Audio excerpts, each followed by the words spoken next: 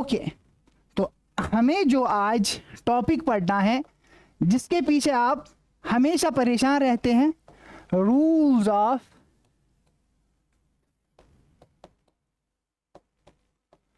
Debit and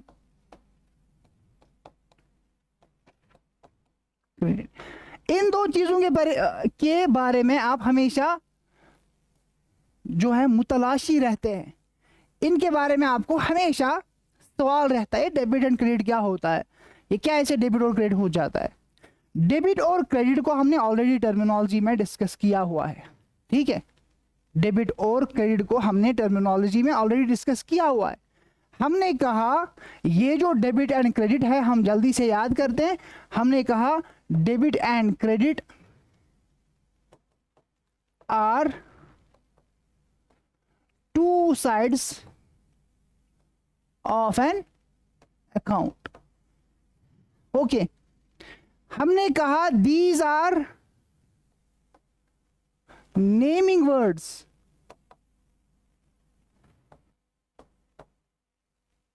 in accounting. Accounting में इनका कोई मतलब नहीं है, बस ये नाम है, इनकी अपनी लिटरल मीनिंग है, लेकिन अकाउंटिंग के लिए बस दो ये नाम है। जैसे हमने वहां पर भी एग्जांपल दी थी कि मेरा नाम नजीब है, नजीब का मतलब शरीफ है। आपको मैं किस एंगल से शरीफ लगता हूं? मैं तो हूं नहीं शरीफ, ठीक है। किसी का नाम है राइद, राइद है हमारे पास इधर, तो राइद का मतलब है कि वो राइद का इसको कहते हैं राइदुल फसल, क्लास रिप्रेजेंटेटिव, ठीक है, क्लास मॉनिटर। वो तो है नहीं हमारा क्लास मॉनिटर। तो नाम का क्या मतलब है, इससे लेना देना नहीं है, बल्कि नाम किसका है। नाम मेरा है, राहिद इसका नाम है, नजीब मेरा नाम है, इसका फैसल नाम है, इसका उबैद नाम है, इसका कुछ और नाम है। तो ये नाम जो है, ये नाम हमें याद रखना है अकाउंटिंग में डेबिट और क्रेडिट का, ठीक है। ऐसे तो हमने कहा है कि डेबिट और क्रेडिट, ये हमारे पास जो अकाउंट होता है टी शेप्ड, अकाउंट जो हमारे पास होता है टी शेप्ड, जो राइट साइड है, राइट साइड को हम क्या कहते हैं, सॉरी लेफ्ट साइड, सॉरी, जो हमारे पास ये लेफ्ट साइड है इसको हम कहते हैं डेबिट साइड, ठीक है।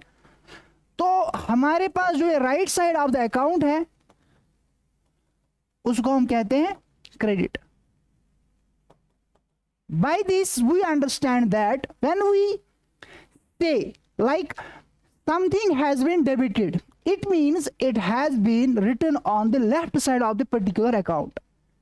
अच्छा, अकाउंट क्या है? हमने कहा है अकाउंट के बारे में भी टर्मिनोलॉजी में बहुत वाज़ह तौर पर हमने इन सब चीज़ों को वहाँ पर एक्सप्लेन किया हुआ है। You can go to the lectures. अब वो दुनिया नहीं है कि हमने पहले कुछ लेक्चर में बताया था, फिर कोई स्टूडेंट इस लेक्चर में आया है, फिर हमें उसके लिए रिपीट करना पड़ता था। आज के ज़माने में ऐसा कुछ नहीं है। You go to the lectures, आपके पास अवेलेबल है, ऐप में अवेलेबल है, तो वहाँ पर आप इसको आराम से समझ लीजिए। इसलिए यहाँ पर हम टाइम को सेव करेंगे। अकाउंट होता है वो हेड जिसके अंडर हम पर्टिकुलर ट्रांजैक्शन उसको रिकॉर्ड करते हैं। तो left side is debit and right side is credit, ठीक है। हमने वहां पर भी कहा था कि डेबिट और क्रेडिट जो है इनकी अपनी मीनिंग है। डेबिट की मीनिंग है डेबरी, मतलब ये डेबरी से डिराइव है, ठीक है, डेबरी से डिराइव है, तो इसका मतलब है टू ओ, टू ओ। अच्छा, क्रेडिट की जो मीनिंग है, हमने कहा कि ये लैटिन वर्ड क्रेडरी से डिराइव है, इसका मतलब है टू एंट्रस्ट, किसी पर भरोसा करना, ही इज क्रेडिटवर्दी। लेकिन इसकी क्या मीनिंग है? इस मीनिंग का अकाउंटिंग के साथ ताल्लुक नहीं है, इसका अकाउंटिंग के साथ ताल्लुक नहीं है। This is just meaning of this account. Yes, it can be asked in the exam कि डेबिट किस से डिराइव है, क्रेडिट किस से डिराइव है, ठीक है। Examination point of view it is an information, but accounting point of view we have nothing to do this with it, okay. तो हम अभी जो हमें rules of debit and credit पढ़ने हैं, इसके लिए भी स्टेप्स है, इसके लिए भी प्रोसेस है। मैंने कल भी कहा था, वी डू नॉट फेल अब after the process, we fail during the process. इसलिए अगर आप प्रोसेस में सही है तो बहुत पॉसिबिलिटी है, प्रोबेबिलिटी है यू विल सक्सीड इंशाल्लाह, ठीक है। Rules of debit and credit के लिए जो पहला स्टेप है ना, दैट इज अकाउंटिंग इक्वेशन। ठीक है, तो इसलिए फिलहाल हम चलेंगे आगे। हम rules of debit and credit के लिए जो हमारे पास पहला स्टेप है, हमें पढ़ना है क्लासिफिकेशन ऑफ अकाउंट्स। हमें पढ़ना है क्लासिफिकेशन ऑफ अकाउंट या अकाउंट्स। ये जो अकाउंट्स है हमारे पास, इसकी क्लासिफिकेशन हमें पढ़नी है। ठीक है, जब हम अकाउंट को क्लासिफाई करते हैं, ठीक है, क्लासिफाई मीन्स ग्रुपिंग, ठीक है, तो याद रखना चाहिए हम इसको दो तरीकों से क्लासिफाई करते हैं। एक है हमारे पास ट्रेडिशनल मेथड या ट्रेडिशनल क्लासिफिकेशन,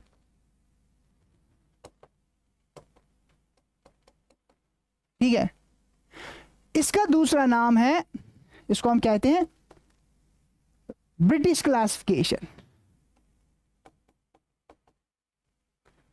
और दूसरी क्लासिफिकेशन जो हमारे पास है that is modern classification. Modern classification dash dash dash, और इसका नाम है अमेरिकन क्लासिफिकेशन। ठीक है, तो ये चीज आप पहले याद रखिए।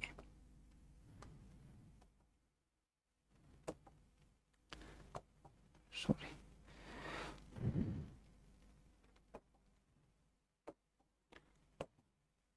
ओके, ये चीज आप पहले याद रखिए। एक है हमारे पास मॉडर्न क्लासिफिकेशन, दूसरी है ट्रेडिशनल क्लासिफिकेशन। पहले हम इस ट्रेडिशनल क्लासिफिकेशन को आज के लेक्चर में देखेंगे, तो फिर अगर टाइम मिला तो मॉडर्न क्लासिफिकेशन को भी देखेंगे। ठीक है, मॉडर्न ट्रेडिशनल क्लासिफिकेशन के हिसाब से अकाउंट्स को फिर से क्लासिफाई किया जाता है इनटू टू। ठीक है, तो इसको अगेन क्लासिफाई किया जाता है इनटू टू। एक है उसमें से, उसको कहते हैं हम पर्सनल अकाउंट, पर्सनल अकाउंट्स, ठीक है, और दूसरा है, उनको कहते हैं हम इम्पर्सनल अकाउंट्स। ओके, अकाउंट को हमने ऑलरेडी कहा हुआ है, वो जहन में आपको। अकाउंट इज टाइटल ऑफ खाता, ठीक है, जो बिजनेस में कोई खाता होता है, हेड ऑफ ट्रांजैक्शंस। अगर हम कुछ ट्रांजैक्शंस को एक ही जगह रिकॉर्ड करते हैं, उन ट्रांजैक्शंस की जो हेडिंग है उसी को अकाउंट कहते हैं। फॉर एग्जांपल, हम कैश की ट्रांजैक्शंस को एक ही जगह हम जमा करते हैं, तो इनकी जो हेडिंग होगी उसको हम कहते हैं cash account. So cash account. अगर हम सैलरी को एक ही जगह लिखते हैं उसको हम कहते हैं सैलरी अकाउंट। अगर हम बैंक की ट्रांजैक्शंस को एक ही जगह लिखते हैं उसको हम कहते हैं बैंक अकाउंट। अगर इसमें नहीं है बल्कि ऐसा ही किया जाता है, हम रेंट का हिसाब किताब एक जगह रखते हैं उसको हम कहते हैं रेंट अकाउंट। हम डेटर्स का हिसाब किताब एक जगह रखते हैं, उसकी हेडिंग को हम कहते हैं debtors account. Creditors creditor account. ठीक है, तो ये सारे अकाउंट्स हमारे पास होते हैं। तो यहां पर आपको ये जो पर्सनल अकाउंट है, ये जो हमारे पास पर्सनल अकाउंट है या पर्सनल अकाउंट्स और इम्पर्सनल अकाउंट्स, ठीक है, ये पर्सनल अकाउंट क्या है? दीज आर अकाउंट्स, सिंपल सी बात है, ठीक है, these are accounts related to individuals, related to individuals or persons। जब कोई अकाउंट किसी पर्सन के रिलेट होगा, किसी इंडिविजुअल के रिलेट होगा, उसको हम कहते हैं this is personal account. Example है इसकी, हम इसकी एग्जाम्पल देंगे। मिसाल के तौर पर इसकी एग्जाम्पल है हमारे पास, हम कहते हैं डेटर अकाउंट। Debtors account. ये डेटर हमारे पास कौन होता है? कस्टमर होता है ना, ठीक है, कि हमारे पास कोई कस्टमर होता है। फिलहाल ये कोई कस्टमर है, हम समझने के लिए इसको कहते हैं ये कोई कस्टमर है। तो कस्टमर कस्टमर्स अकाउंट जो है ये पर्सनल अकाउंट है, it is related to individual, it is related to person. Okay, तो ये वाले अकाउंट्स है accounts related to other than persons, other than persons are impersonal account. ये पर्सन को रिप्रेजेंट नहीं करते, ये पर्सन के अलावा किसी चीज को रिप्रेजेंट करते हैं। बेस्ट एग्जांपल है इसकी कैश अकाउंट। कैश किस पर्सन को रिप्रेजेंट करता है? किसी को नहीं, कि बेस्ट एग्जांपल है कैश अकाउंट। ठीक है, अब आगे और ध्यान रखिए बेटा, आगे आप ध्यान रखिए, इस पर्सनल अकाउंट को भी फर्दर क्लासिफाई किया जाता है। ठीक है, अब पर्सनल अकाउंट के भी 3 अकाउंट बन जाते हैं। ठीक है, तो यहां पर आपको याद रखना है, it is natural personal account, natural personal account. दूसरा है artificial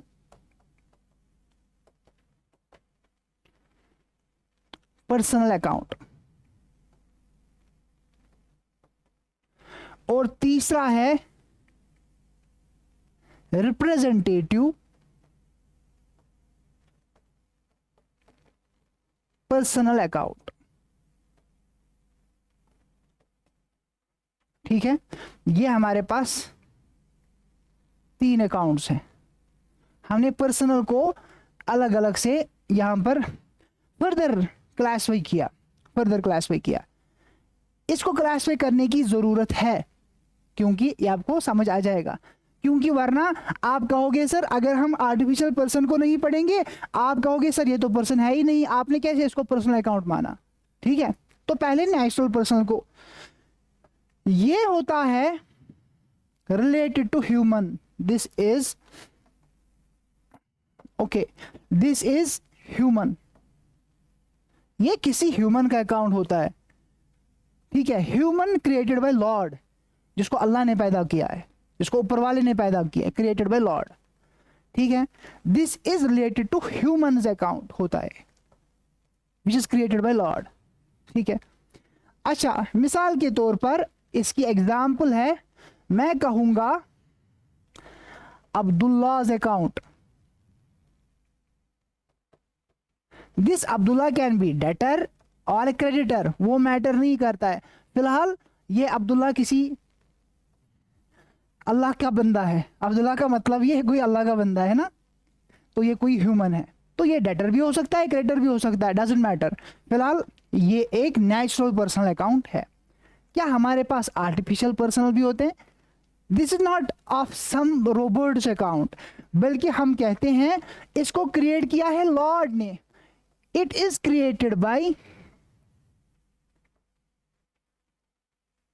law, it is created by law. हमने आपको इससे पहले ही भी कहा है कि ये जो कंपनी होती है, कंपनी होती है, कंपनी को कहते हैं हम this is artificial person. Company क्या होती है? Artificial person in the eyes of law. Company को एक अलग शख्सियत हासिल है, कंपनी की अलग से स्टैंप होती है। किसी को कंपनी को सू करना होगा या कंपनी किसी को सू करेगी, वो कंपनी के नाम से होगा। ठीक है, वहां पर ओनर का नाम नहीं होगा, किसी और का नाम नहीं होगा। तो company is an artificial person in the eyes of law. इसकी एग्जाम्पल है जेके बैंक, मिसाल के तौर पर ये कंपनी है। ठीक है, आपके लिए क्वेश्चन है कि आप मुझे कल बता दीजिए ये पब्लिक लिमिटेड कंपनी है कि प्राइवेट लिमिटेड कंपनी है। ठीक है, चले कोई बात नहीं, ये जेके है। मिसाल के तौर पर आज हमारे पास जो हमारे कश्मीर में है, हम एयरटेल की बात करेंगे। दिस इज आल्सो कंपनी, जिसको लास्ट में होगा कंपनी लिमिटेड या विदाउट लिमिटेड भी होगा। ठीक है, तो दिस इज कंपनी। आजकल तो छोटे छोटे बिजनेसेस भी कंपनी बन गए हैं। ठीक है, अच्छा चलो, मतलब वो बनाते हैं एज ए कंपनी, रजिस्टर करते हैं बिजनेस को। तो दिस इज आर्टिफिशियल पर्सन, तो ये भी क्लासिफिकेशन में आएगा पर्सनल अकाउंट में। अगर मैं ये आर्टिफिशियल पर्सनल अकाउंट यहाँ पर इसकी क्लासिफिकेशन नहीं बताता, फिर मैं आपको कहता कि ये कोई फलाना कंपनी है। कंपनी कैन बी कस्टमर और creditor of the business, understand. अगर B2B बिजनेस होगा, एक कंपनी दूसरी कंपनी को बेचती है, तो ये दूसरी company is customer of the business. We as a business, हम किसी कंपनी से माल खरीदते हैं, वो कंपनी हमारी सप्लायर है, वो क्रेडिटर भी बन सकती है। समझ आई बात? तो इसलिए तो कोई डेटर और क्रेडिटर नेचुरल पर्सन अकाउंट हो सकता है, और कोई डेटर और क्रेडिटर आर्टिफिशियल पर्सनल अकाउंट हो सकता है, ठीक है। और अब आई बात रिप्रेजेंटेटिव पर्सनल अकाउंट की। ये तो नाम से पर्सन नहीं होते हैं, लेकिन इनका काम पर्सन वाला होता है। देखो यहां पर आपको याद रखना है, these represent persons, these represent persons. किसी भी पर्सन को, चाहे नेचुरल हो चाहे आर्टिफिशियल हो, ये पर्सन को रिप्रेजेंट करते हैं। However, without using person's name, ये पर्सनस नेम को रिप्रेजेंट नहीं करते, मतलब उसको यूज नहीं करते हैं, लेकिन रिप्रेजेंट किसको करते हैं? पर्सन को ही करते हैं, ठीक है। तो इसकी क्या एग्जांपल है? एग्जांपल सिंपल है। इसकी एग्जांपल है, देखो बेटा, ड्राइंग्स, कैपिटल। ड्राइंग्स और कैपिटल की बात कीजिए, ये किसको रिप्रेजेंट करते हैं? ओनर को। लेकिन ओनर का नाम लिया कहीं पर? जब हम ड्राइंग्स अकाउंट बनाते हैं, ये ओनर का अकाउंट है। कैपिटल अकाउंट बनाते हैं, ये ओनर का अकाउंट है, लेकिन ओनर का नाम नहीं है। This is representative personal account. इसी हिसाब से वो 4 स्पेशल ट्रांजैक्शन जो मैंने कल बताई, मैंने आपको कल ही मैंने कहा कि I am 97% sure about it कि इन 4 ट्रांजैक्शंस में आपको कहीं ना कहीं क्वेश्चन पूछा जाएगा, वेदर इनकी टर्मिनोलॉजी में, वेदर अकाउंटिंग इक्वेशन में, और इन जर्नल, और इन बैलेंस शीट, और एनी अदर प्लेस आपको इनके बारे में क्वेश्चन पूछा ही पूछा जाएगा। तो आपको समझ आया होगा ये 4 चीजें। यहाँ पे आप वो याद रखो, मैंने कल ही कहा था इनके एग्जाम्पल में ये भी आएंगे, प्रीपेड एक्सपेंसेस, ठीक है। इसी हिसाब से आउटस्टैंडिंग OS एक्सपेंसेस, इसी हिसाब से एक्रूड इनकम, एडवांस इनकम, ठीक है। ये याद रखिए बेटा, एक्रूड इनकम, इसी हिसाब से एडवांस इनकम। ये चारों के चारों अब क्लियर है, ये चारों के चारों पर्सन को रिप्रेजेंट करते हैं। देखो, prepaid expense, it is asset for the business. बहुत बार अभी तक कह चुके हैं, फिर से इसको रिपीट कर रहे हैं। Prepaid expense is asset for the business, ये बिजनेस का एसेट है। लाइक डेटर, जैसे डेटर के पास हमारे पैसे होते हैं, वैसे ही prepaid expense, if it is for example prepaid rent, तो लैंडलॉर्ड के पास हमारे पैसे हैं, वो ये लैंडलॉर्ड को रिप्रेजेंट करती है। अगर हमने प्रीपेड रेंट दिया हुआ है, तो ये प्रीपेड रेंट किसको रिप्रेजेंट करता है? लैंडलॉर्ड को। This is representative personal account. अच्छा, आउटस्टैंडिंग एक्सपेंस, मान लो सैलरी है, आउटस्टैंडिंग सैलरी मान लो, तो ये सैलरी किसको रिप्रेजेंट करती है? Outstanding salary. This is liability for the business, ये एम्प्लॉय को रिप्रेजेंट करती है। एम्प्लॉय का नाम हालांकि नहीं है। Same is the case with accrued income. For example interest receivable, आपको इंटरेस्ट पकड़ना है, अभी नहीं आपने क्या वो पकड़ा है, मान लो कि जेके बैंक से पकड़ना है, तो ये जेके बैंक को रिप्रेजेंट करता है, इंटरेस्ट रिसीवेबल, ठीक है। It's income for the, it's asset for the business, again it's asset for the business. अच्छा, एक्रूड इनकम, इसी हिसाब से एडवांस इनकम, आपने इनकम को एडवांस में लिया, it is again liability for the business, ठीक है।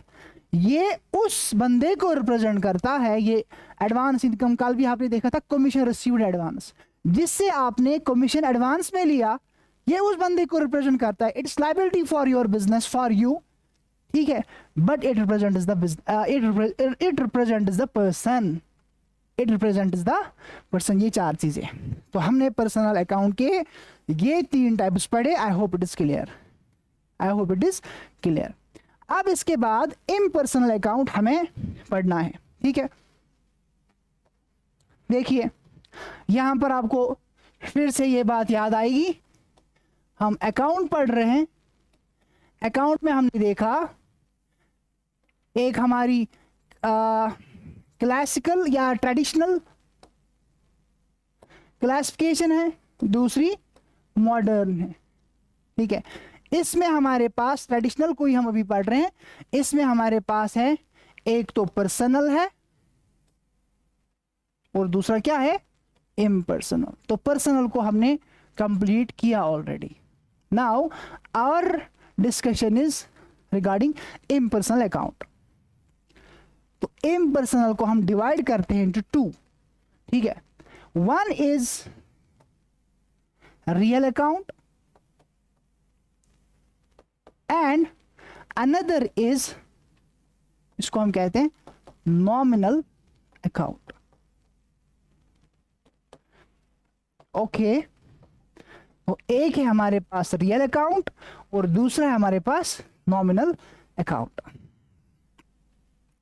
अच्छा, अब रियल क्या है, ठीक है। अब रियल क्या है, याद रखिए बेटा, रियल अकाउंट है, यहां पे मैं लिखूंगा all assets, all assets except for, except for 3 चीजें मैं लिखूंगा, except for debtors, bank and bills receivable. अगर आप चालाक बच्चे होंगे, आप अभी मुझे जवाब देंगे कि आपने इसको एक्सेप्शन में क्यों रखा, आपने इसको इस्तिस्ना क्यों किया, अलग से क्यों किया, ठीक है। तो बता दीजिए क्यों किया हमने इनको। यहां पर पहले ये चीज याद रखनी है कि रियल अकाउंट का मतलब है assets account, simple. Real account का मतलब है जो एसेट्स को रिप्रेजेंट करेगा, लेकिन इसमें 3 एसेट्स को एक्सक्लूड करना है, bank, debtors and bills receivable. Okay, so can you से व्हाट इज द रीजन, बताइए। क्योंकि ये डेटर्स आपने देखा, ये बैंक आपने देखा, ये बीआर आपने देखा, ये तो पर्सनल अकाउंट है, ये तो पर्सनल अकाउंट है। डेटर्स वाला ये नेचुरल पर्सनल अकाउंट है, बैंक वाला आर्टिफिशियल पर्सनल अकाउंट है, बिल इज रिसीवेबल ये भी रिप्रेजेंटेटिव पर्सनल अकाउंट है। बिल इज रिसीवेबल यहाँ याद रखना बेटा, हमने वहां पर एग्जांपल में नहीं लिखा this is NP natural personal, okay, this is AP artificial personal and this one is RP representative personal account. Bill is receivable it's again like debtors, ये हमारी बिल ऑफ एक्सचेंज है जो हमें रिसीव करनी है, ये भी किसी बंदे को रिप्रेजेंट करती है। This is also asset for the business, but यहां पर रियल अकाउंट में इसको कंसिडर नहीं किया जाएगा। तो रियल अकाउंट की एग्जांपल क्या है, इसकी एग्जांपल जो है बेटा, इसकी एग्जांपल है कैश अकाउंट, मिसाल के तौर पर मशीनरी अकाउंट, ठीक, land and building account, et cetera et cetera, stock account या जिसको हम कहते हैं inventory account et cetera, closing stock होता है हमारे पास। Now we have the nominal account, ठीक है। नॉमिनल अकाउंट क्या है, nominal account is, okay, nominal account होता है बेटा, इसमें चार चीजें होती है। इसमें होता है एक्सपेंसेस, ठीक है, लॉसेस, इनकम्स और गेन्स। ये 4 चीजें नॉमिनल अकाउंट कहलाती है, ठीक है। ये 4 चीजें नॉमिनल अकाउंट कहलाती है। देखो एक्सपेंस की एग्जांपल, इसकी एग्जांपल है मिसाल के तौर पर सैलरी है, ठीक है, मिसाल के तौर पर परचेजेस है, LOSSES, ओके। लॉसेस है मिसाल के तौर पर लॉस बाय फायर, ये तो एबनॉर्मल लॉस है, नॉर्मल लॉस भी इसमें आएगा, ठीक है। अच्छा, इनकम्स है मिसाल के तौर पर डिस्काउंट रिसीव्ड, गेन्स है profit on sale of machinery,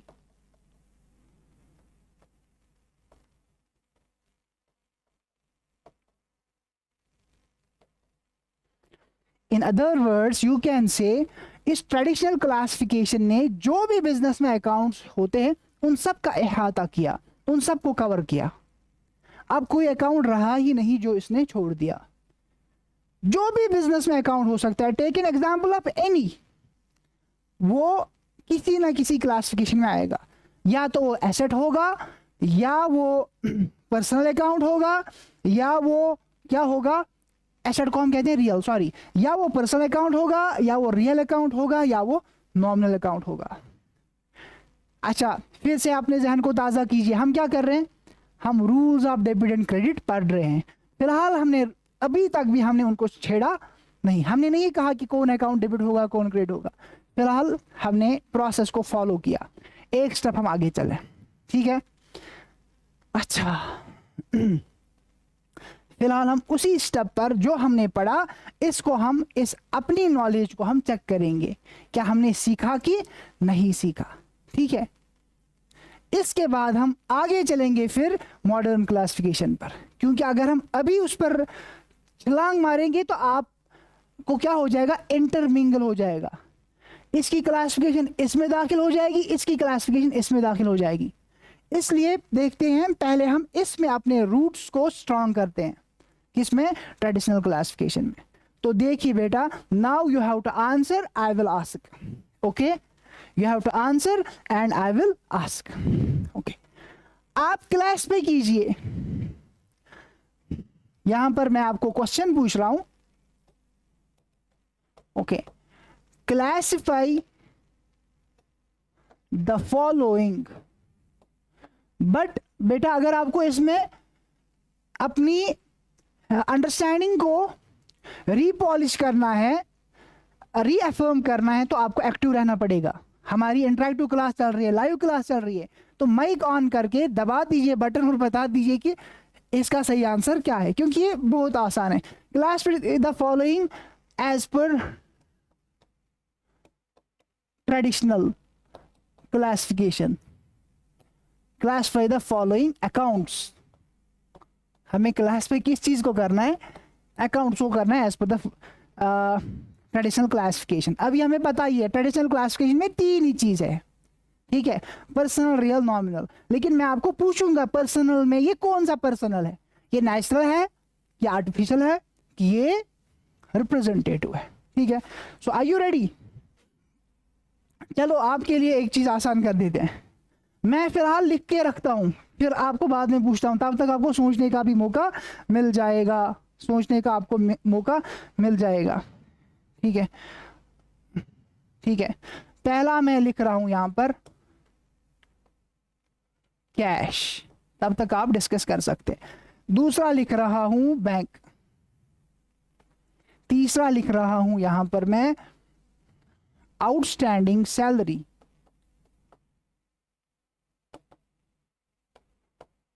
okay.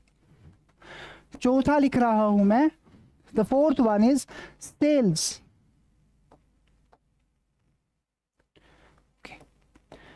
Fifth one is accrued interest,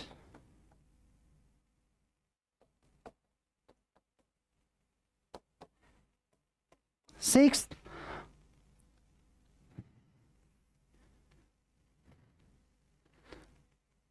है लीज होल्ड प्रॉपर्टी। ये बस कुछ टर्म्स यूज की जाती है आपको बस थोड़ा सा कंफ्यूज करने के लिए, बाकी ये तो आसान सी चीजें हैं। Drawings,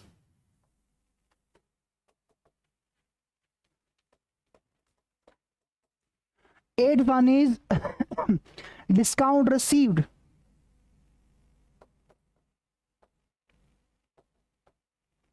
okay। Ninth is bad debts.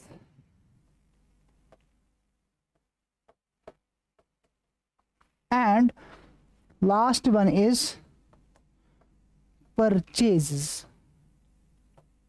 Okay, you have to tell me which type of account is this. ये कौन सा अकाउंट है, ठीक है, ये कौन सा अकाउंट है. तो चले, हो सकता है ये इधर तो चैट में बहुत सारी चीज़ें हैं, इसमें उसकी हम माइक वाइक ऑफ उसमें. अच्छा ठीक. Sir machinery cannot think or act like a person, then on what basis is it called a real account. अच्छा, हमने तो कहा ही नहीं मशीनरी पर्सनल अकाउंट है. हमने कहा जो भी एसेट्स है, जो भी एसेट्स है वो रियल अकाउंट है. इसमें से हमने पर्सनल अकाउंट को बाहर निकाला. 3 एसेट्स हमारे जो पर्सनल अकाउंट है उसमें उसको बाहर निकाला.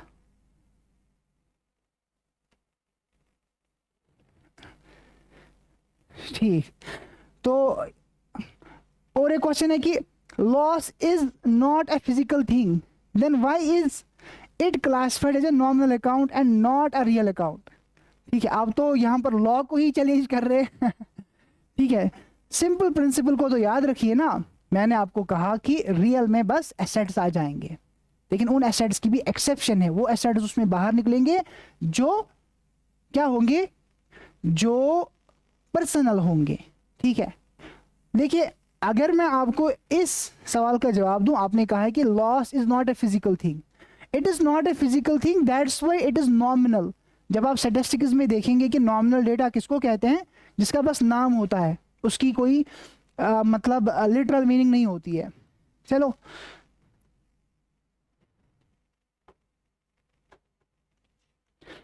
सर, रेवेन्यू जो होते हैं, क्या हम ट्रांजैक्शंस के टाइम ही दिखाते हैं कि एक्सपेंस क्या है और इनकम क्या है? No no no no no. Revenue यहाँ पर अगर मैं भूल गया, यहाँ पर रेवेन्यू भी इसी में आ जाएगा. इनकम में ही रेवेन्यूज भी आ जाएंगे. ठीक है, रेवेन्यूज आ जाएंगे.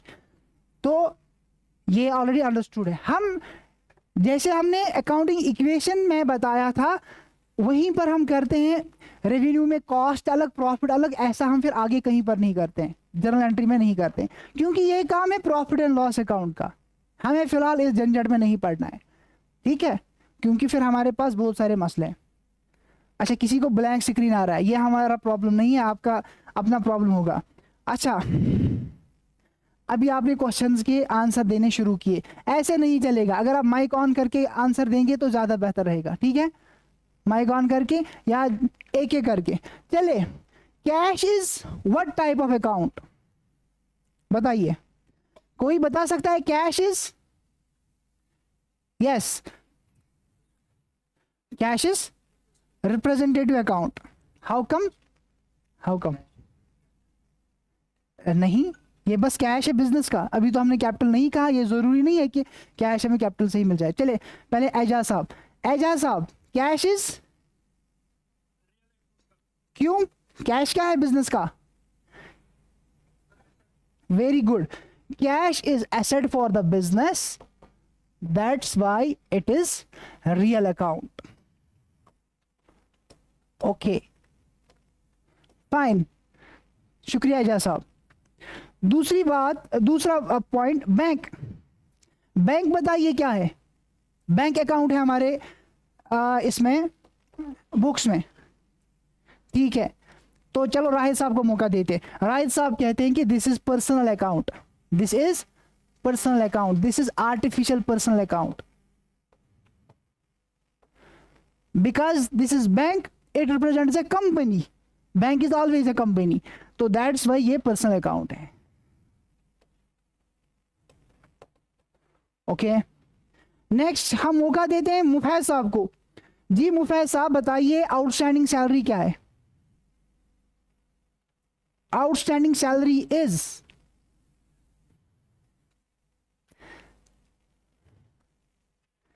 यस,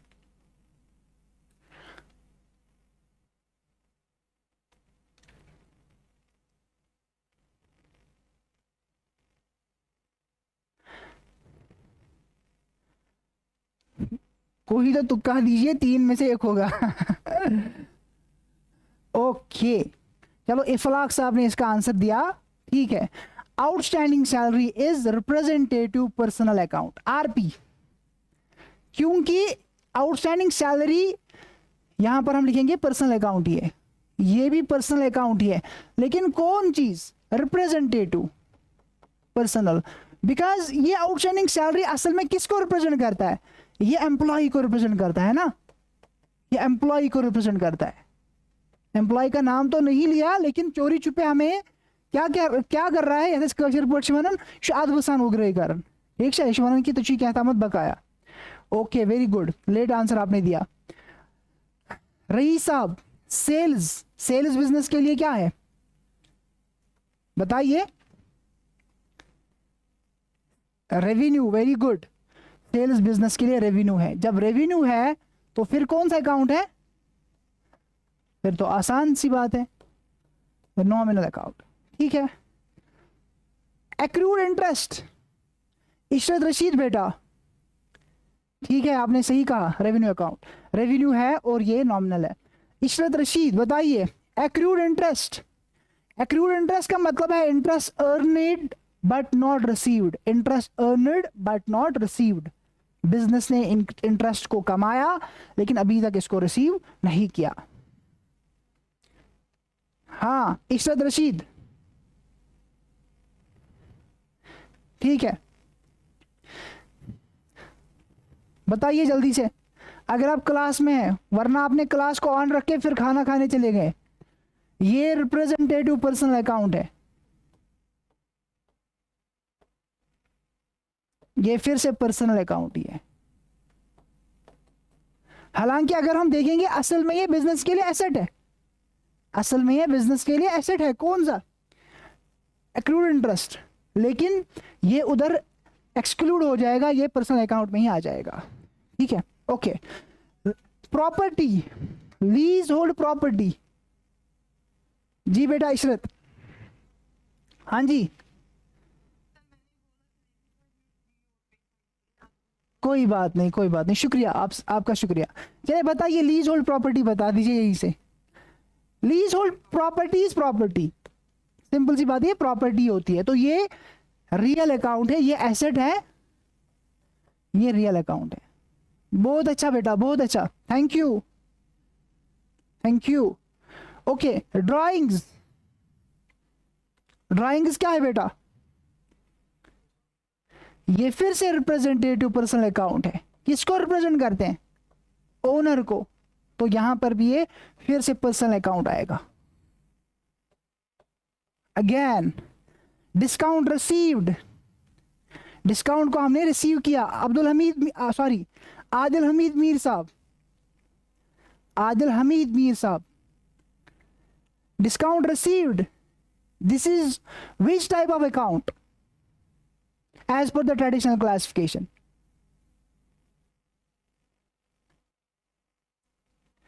बता दीजिए आदिल हमीद साहब। जी बेटा मुफैज, अच्छा ये है हमारा, ये है बिजनेस के लिए इनकम, आपने सही कहा, और this is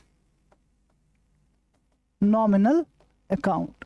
okay, bad debts, ये बैड डेटर्स हमने टर्म्स में पढ़ा हुआ है, ये वो डेटर्स है जो बैड हो गए, ये बुरे बन गए, मतलब इन्होंने, drawing is real account, no Mufaiz साहब आपको इसमें कंफ्यूजन है, इसमें रिव्यू कीजिएगा जो हमने पढ़ाया, ठीक है, तो कहीं पर और भी कंफ्यूजन होगा हम आपको ये क्लियर कर देंगे इंशाल्लाह, कोई बात नहीं। अच्छा, तो बैड डेट्स ये क्या है, ये बिजनेस के लिए लॉस है, ये लॉस है, तो लॉस क्या, कौन सा अकाउंट होता है, नॉमिनल अकाउंट, ठीक है। And last one, it is purchases. Iflaq साहब मुझे कहेंगे, इफलाक साहब, इफलाक अहमद, ये परचेजेस कौन सा अकाउंट है, इस पर बहुत सारे बच्चे, in fact books are confuse about it, ठीक है।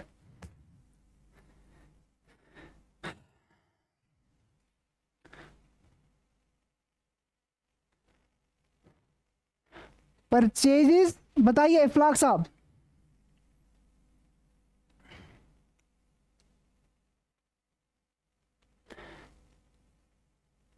Okay, nominal account. आपको याद रखना है कि परचेजेस बिजनेस के लिए एक्सपेंसेस हम कंसिडर करते हैं, इसलिए नॉमिनल है। यहां पर एक चीज को आपको वाज़ेह रखना है, ये परचेजेस और स्टॉक, यहां पर इनकी टर्म्स में एक चीज, एक डिफरेंस आपको याद रखनी है।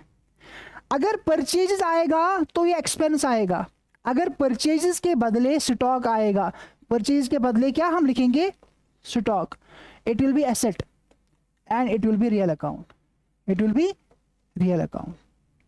तो it depends upon what, it depends upon the terminology of the account used. तो परचेज को हम एक्सपेंस ही रिकॉर्ड करते हैं, मानते हैं, बिकॉज मैचिंग कॉन्सेप्ट याद कीजिए।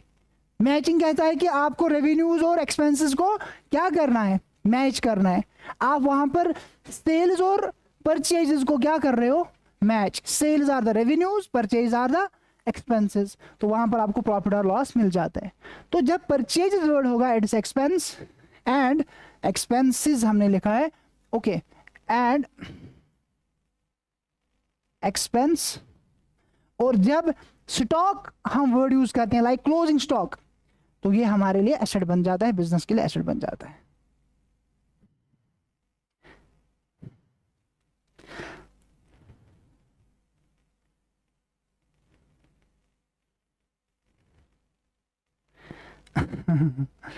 ठीक है, मुफैज साहब को थोड़ा सा कंफ्यूजन है, मुफैज साहब को कंफ्यूजन है, ठीक है।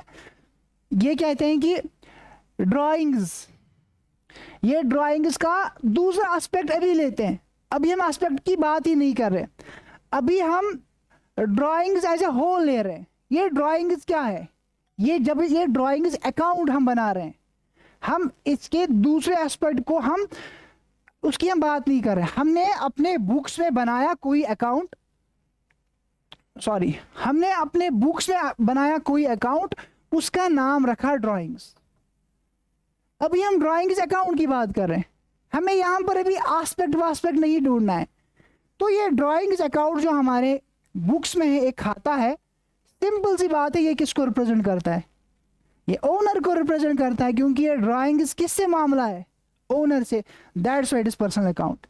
आप मत परेशान कीजिए खुद को, जब ड्राइंग्स होते हैं, कैश निकलता है, गुड्स निकलते हैं, तो ये ड्राइंग्स जो है ये रियल अकाउंट है, ऐसे कंफ्यूज नहीं करना है। सिंपल इज द थिंग, आपके खातों में, आपके बुक्स में ड्राइंग्स एक खाता है, ये किसको रिप्रेजेंट करता है, ये ओनर को रिप्रेजेंट करता है, that's why it is a personal account. आपके बिजनेस में कोई खाता है, उसका नाम कैश अकाउंट है, ठीक है। ये कैश अकाउंट बिजनेस के लिए क्या है, ये बिजनेस के लिए एसेट है, तो this is real account. Same is the case others, जो भी हमने यहाँ पर डिस्कस किए हुए। इसकी बहुत सारी एग्जांपल्स हैं जो हम बता सकते हैं, तो जो आप इसको ज़्यादा ज़्यादा रिकॉर्ड कर सकते हैं। अच्छा, एक चीज़, एक पॉइंट में यहाँ पर लिखूंगा, ठीक है,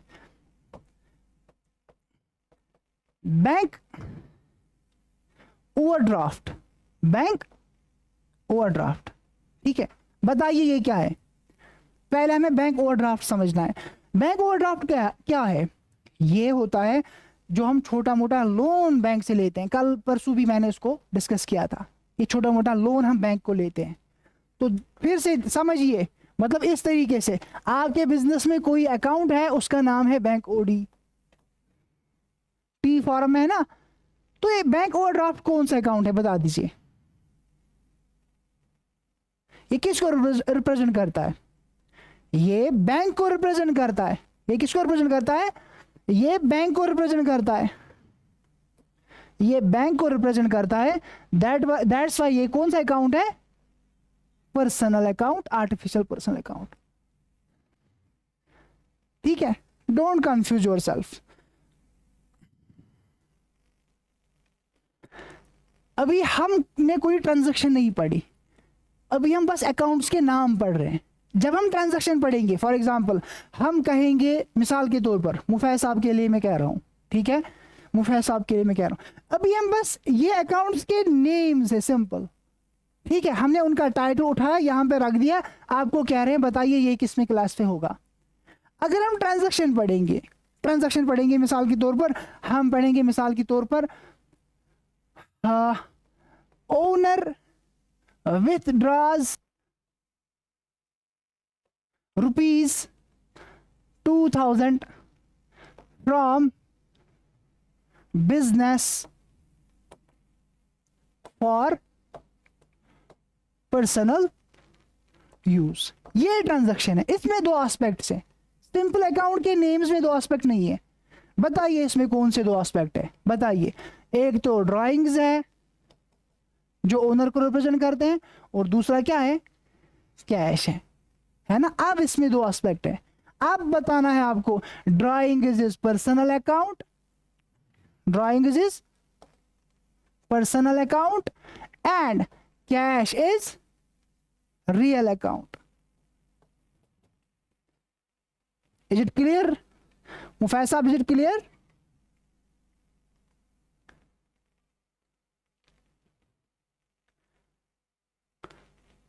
इशरत रशीद बेटा ने जो पूछा था कि परचेज गुड्स होते हैं, तो इसको हमने ऑलरेडी क्लियर किया कि जब स्टॉक हम यूज वर्ड करेंगे तो तब ये एसेट होगा। जब परचेज ये गुड्स ही होते हैं, परचेज इसकी टर्म हम लिखेंगे तो अब ये नॉमिनल अकाउंट होगा, एक्सपेंस होगा, because of the matching concept. Okay, तो यहाँ पर आप थोड़ा सा कंफ्यूज हो रहे थे मुफैद साहब। अच्छा, तो इसके बाद हमारा नेक्स्ट स्टेप, अब हम यहीं पर आ रहे हैं। फिलहाल तो हम सीधा आपको अकाउंट के नेम बता रहे थे, अब हम अकाउंट के नेम नहीं बताएंगे आपको, अब हम आपको ट्रांजैक्शंस बताएंगे। क्या बताएंगे? अब हम आपको बताएंगे ट्रांजैक्शंस, और आपको ट्रांजैक्शंस में फिर आइडेंटिफाई करना है पहले दो एस्पेक्ट्स, फिर उन एस्पेक्ट्स में कहना है आपको कि ये कौन सा अकाउंट है, ये कौन सा अकाउंट है। समझ आई बात? तो वो हम इंशाल्लाह आज के क्लास में ही करेंगे, कल के क्लास में, ठीक है। देखो थोड़ा सा मैं आपको बताऊंगा, थोड़ा सा मिसाल के तौर पर ये एक चीज है, दूसरी चीज हम कहेंगे started business with cash ₹10 lakh. देखिए अभी आपको accounting equation concepts comes into play. अगर आपको वो समझ में नहीं आया होगा, आप इसके दो एस्पेक्ट्स नहीं पहचान पाओगे। बताइए इसके दो एस्पेक्ट्स कौन से हैं, बताइए बताइए उबैद साहब। एक है कैपिटल, इसका एक एस्पेक्ट, और दूसरा है कैश। नाउ आइडेंटिफाई, कैपिटल कौन सा अकाउंट है? Personal account. अभी रिप्रेजेंटेटिव, हमें उससे ज्यादा काम अब नहीं लेना है, हमें बस ये पता होना चाहिए। हाँ, from examination point of view आपको पता होना चाहिए, क्योंकि कभी आपको वहां पर इसी हिसाब से क्वेश्चंस पूछे जाएंगे, ठीक है। वहां पर पर्सनल अकाउंट कोई ऑप्शन नहीं होगा, वहां पर रिप्रेजेंटेटिव पर्सनल अकाउंट होगा, तो आपको टिक मारनी है उसी को, ठीक है। तो कैश इज रियल अकाउंट।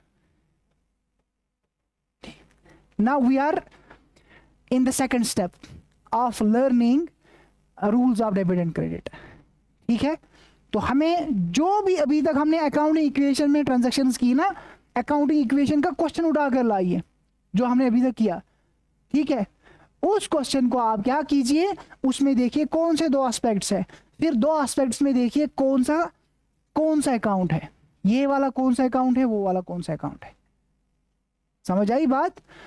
तो ये चीज हम इंशाल्लाह कल के लेक्चर में यहां पर डिस्कस करेंगे, ठीक है। लास्ट पर आपको एक बात कहना चाहूंगा, शायद जो भी अभी स्टूडेंट्स हैं वो सुने, बहुत ही इंपॉर्टेंट बात है, वो ये है कि कीप वर्किंग हार्ड, ठीक है। मेहनत करते रहो, क्योंकि याद रखना ये बात, इस वक्त में, इस मरहले में जो लोग मेहनत से खुद को थका देंगे और जो लोग आराम करके खुद को रेस्ट देंगे, फिर आगे in the future after a year और आफ्टर 6 months जो लोग थके थे उनको वो थकावट याद नहीं होगी, और जिन्होंने आराम किया उनको भी वो आराम याद नहीं होगा। बट जिन्होंने मेहनत की होगी, जो थके होंगे, उनको उसका फल हासिल हुआ होगा। जो लोग सोए थे, आराम कर रहे थे, वो अभी तक उस फल की तलाश में रहेंगे। समझ आई बात? इसलिए वक्त की कदर करो। इसलिए मैंने कहा keep your schedule tight. Missing a day is dangerous, missing a exam is dangerous, missing a lecture is dangerous. इसलिए शेड्यूल रखो, अपने आप को अकाउंटेबल बनाओ। जब अच्छा करोगे रिवार्ड योर सेल्फ, जब थोड़ा सा गड़बड़ हो जाएगी punish yourself, and by this you will succeed इंशाअल्लाह ताला। एजाज साहब आपको कुछ कहना है? वालेकुम अस्सलाम। जी बेटा। इंटरेस्ट ऑन कैपिटल, जी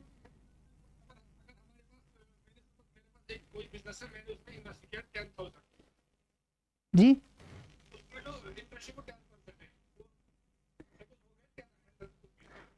हो गया 10,000 में 10% 1,000 रुपीज हो गया।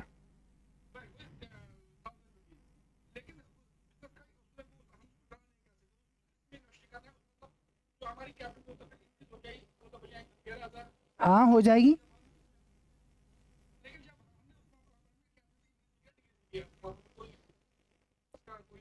नहीं, इसका असर है बेटा। सबसे पहले मैंने आपको कहा कि ये interest on capital it comes into play in case of partnerships, क्योंकि वहां पर एक पार्टनर ने ज़्यादा कैपिटल दी होती है, एक ने कम कैपिटल दी होती है।